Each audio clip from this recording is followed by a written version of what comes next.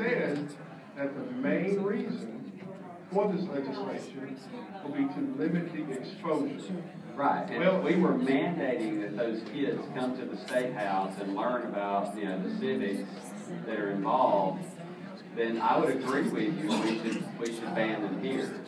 But since we don't mandate that, I don't see that we should. We do mandate that they have to go to school. So you do, but you acknowledge that the 2,000-foot restriction has absolutely nothing to do with the service or the services that are performed at the clinic. It involves what it exposes the community to that they may be in, and what the exposure to those children are that are on their way to and from school. The restriction has absolutely nothing to do with what goes on inside. The restriction. Well, I think a protest would be for what goes on inside. But I mean, obviously, the people, the folks that work there and what's going on there, they can't control who does what outside. No, but you asked me, would I agree that it has absolutely nothing to do with what goes on inside? I would say it has absolutely to do with what goes on inside. But can they control the protests that go on outside the building? They can't control how. If they didn't, they weren't an abortion clinic, then there probably wouldn't be the abortion protest. The gentleman's time has expired. The chair recognizes the gentleman from Shelby, Mr. Hill, M. Madam Speaker, I have a point of personal privilege.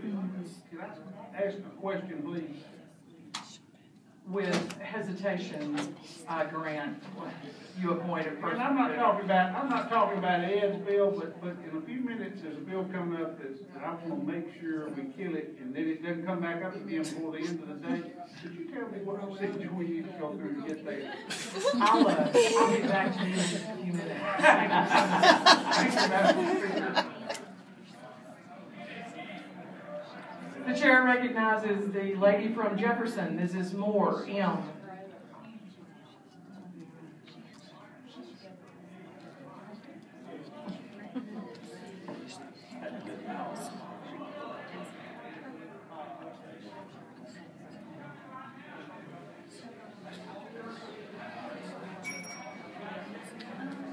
Thank you. General Yu. Yes, ma'am. I'm still concerned as to why you just say public school. It could be a private school, the children still would have the same exposure. Why couldn't it just be school? If that's what you're concerned about. To me, it comes back to we make kids go to school. Well, children got to go to school, whether it's public, private, whatever. The law said they got to go to school. That's right. So we also make them go. But the only ones that we control, if there were no private school or no church school or homeschool available to them, we make them go to a public school. And so, just like you have argued. Oh, wait a minute, but you can't make them go to school. The law said they must go to school. I think we have a case here in Belfast now. We wanted to go to least none of the children had ever been to school. And they were teenagers. And the law said they have to go to school. And that's what I'm going on. The law say you got to go to some school of some sort. Now we passed bills on it might be a homeschool, private school facility that's there, that children still would be exposed. Because I think that just listening to you and the speakers, the problem is not with the clinic. The problem is with the protesters. So to kind of put a handle on the protesters, it seems like what we should be saying that if their protest is a clinic, and that clinic is located near a public school, if that's what you want, then the issue should be is that we should prevent the type of the graphic nature of the pictures if the clinic is near a school. Because I mean, I still can't wrap my head around why you would want to protect and say public, because it's the law. the law says you got to go to some kind of school between some age and another age. You can choose to go to public school, you can choose to go to private school or whatever, but between a certain age to some age of graduating from high school, Mr. Martin and Mr. Henry, the law requires they have to go to some type of school. And the law don't necessarily say mandate that a parent put their child in a public school. So that's why I think it would be better. I don't like the bill at all in the first place, but I think that it would be better if you just said schools, period, because the law says that. The law says this is what has happened between this age and this age, and it gives you options as to where you send your children to get an education. So that's what the law does. And the law don't necessarily say it must be a public school. So the law don't make a child go to a public school.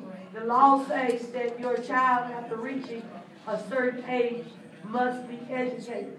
So I think the problem here, and I'm not going to go much longer because I know with bills like this, a certain level of substance comes into the room. And there's no reasoning in the first place. But it's just that it seems as though that the problem is with what the protesters would bring. And even if they're being 2,000 feet from a public school, what happens with normal traffic where if a parent is bringing their child that's 2,000 feet away through the traffic and they still get the exposure?